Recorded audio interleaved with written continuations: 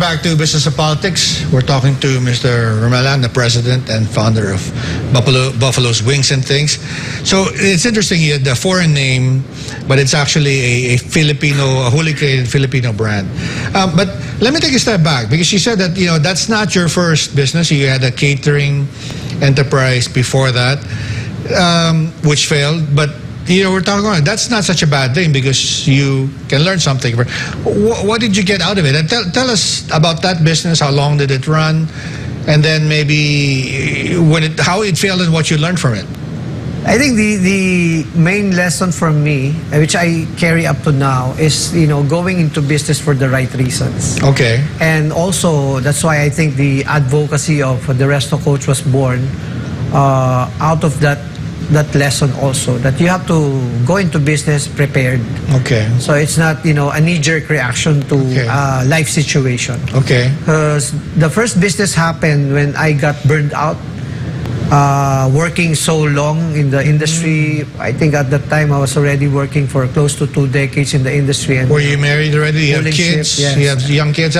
Sometimes can be difficult. Yeah, very difficult. The family time and the demands of the business. Working during holidays, etc. So I think it was more burnout than anything else. And I went into the business not really prepared to go into that business. The typical hawak mo ang oras mo. Yeah. Yes, you're thinking that if you go into business, you won't be a That's the slave. appeal, pero they don't know hawak ka nila. Now, and thinking of it now, mas masaya ako ngayon because right now I don't even think of time because I went into business and entrepreneurship with the right purpose and reason. I think I have a framework. From purpose, vision, strategy. It's all more organized now, learning from my first foray into business, and I failed terribly. So what's a big lesson you think that helps you now with your present business? What's the lesson from the catering business that helps you now? Clarity. Okay. I think I'm sharing with a lot of people now, my colleagues, my employees, my even business partners and franchise partners, that I subscribe to a framework which I developed with the help of a lot of co-workers before. It's what I call purpose to results. Okay. So it's clarifying your purpose, your vision for the business, your strategy, your plans. Sure. Brand, business, people plan, it needs to be complete. And then the systems. Okay. Before you go into action and expect results. So it's having the discipline to go through that 5 processes and clarifying it, writing it down. If you're more of a techie person, putting it into the laptop, but it's something visual for you to validate every decision that you make. Is it aligned with the purpose or my why? Yeah. Is it in the right direction or my where? Where am I going? It's the vision, right? And then strategy. But did I hear you right that you had other friends? Did they also go into Buffalo's Wings and Things with you, or did you get help maybe from them or from your wife, or how did it go, or did you just all yourself? We were 4 co-founders of Buffalo's Wings. Were you friends or friends and all from the industry, former colleagues, former. Now that's something interesting because I'm often told that never go into business with your friends because sometimes that can the business can ruin the friendship. But how do you balance that I think we were more professional colleagues than friends. I see. So that helped. Yeah, because we all came from the American casual dining industry. Okay.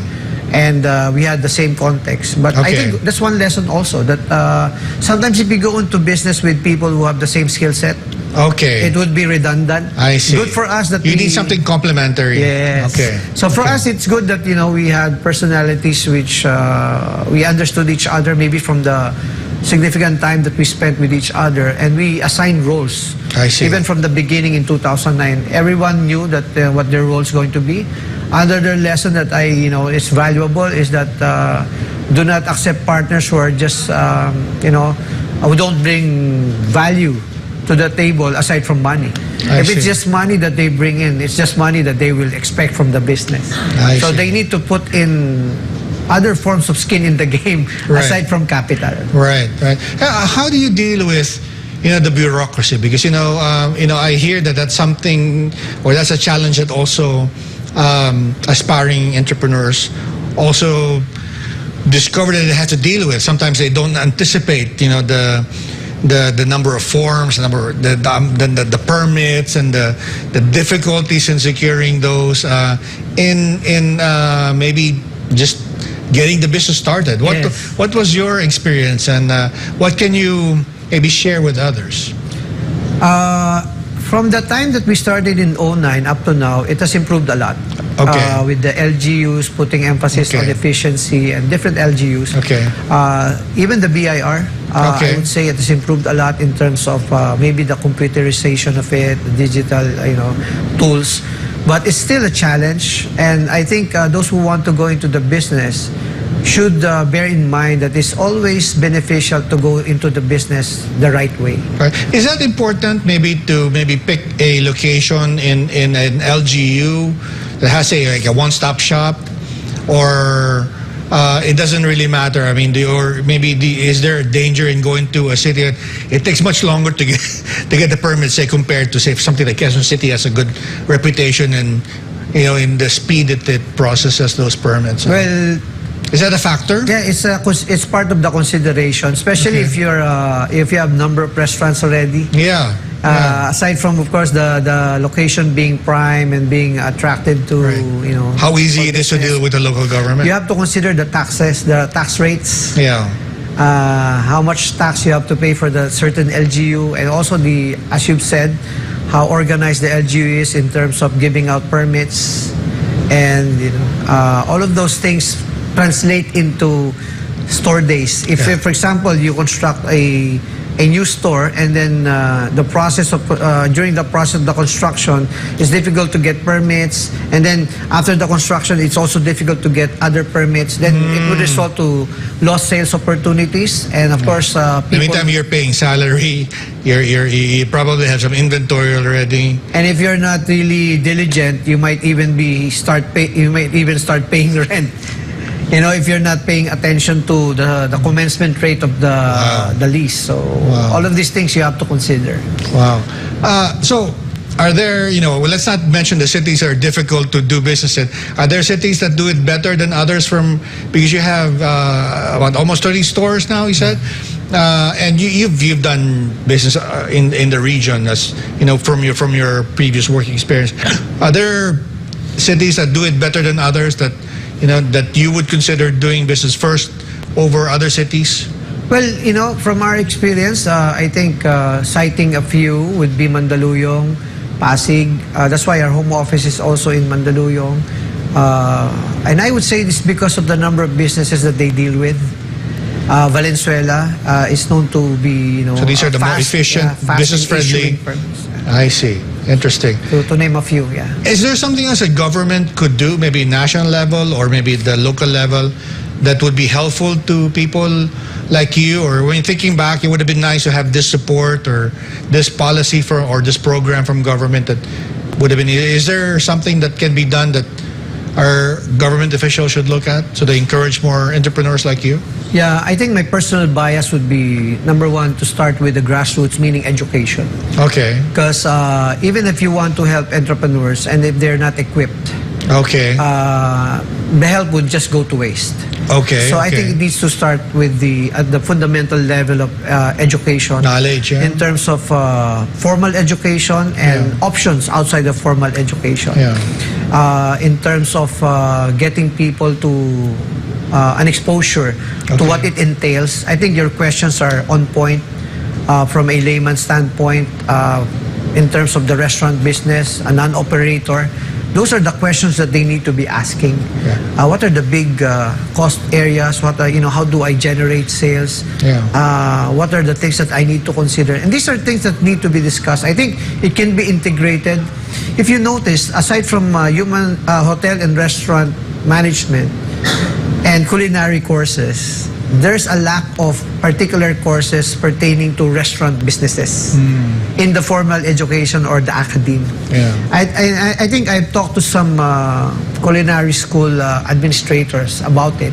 Okay. That you need to reinforce the culinary aspect of it with the business aspect of it. Yeah. But different from something too lengthy or tedious as taking up business management, a 4-year course, or economics, or other courses. Journalism. Right? Journalism before going into the restaurant business. I think it needs to be recognized that, as you mentioned in your intro, the restaurant industry is actually big. It's huge. Yeah.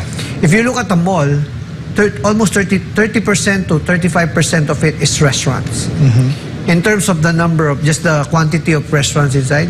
Yeah. Aside from wellness, restaurants are they're two of the biggest players inside the malls already. Yeah. So, and a lot in terms of employment, the restaurant industry employs a lot of